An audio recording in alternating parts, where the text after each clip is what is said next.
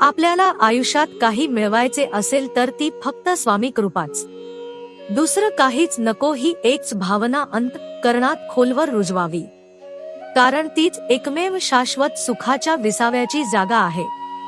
बाकी सर्व अशाश्वत असतं आणि म्हणूनच दुःखदायकही असतं.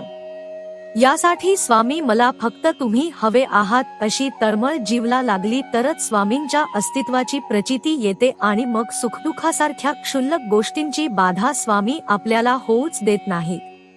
कारण स्वामी माऊली म्हणजे साक्षात दत्तमूर्ती. स्वामी म्हणजे देणारा, सर्व काही आपल्या भक्तावर प्रेमाने लुटवणारा कृपासिंधूच आहे तो. फक्त आपली अढळ निष्ठा आणि अनन्य प्रेम हवे माऊलीवर. श्री स्वामी समर्थांचे विचार आवडत असतील तर आमच्या चॅनेलला नक्कीच सबस्क्राईब करा आणि पेजला फॉलो करा. श्री स्वामी समर्थ.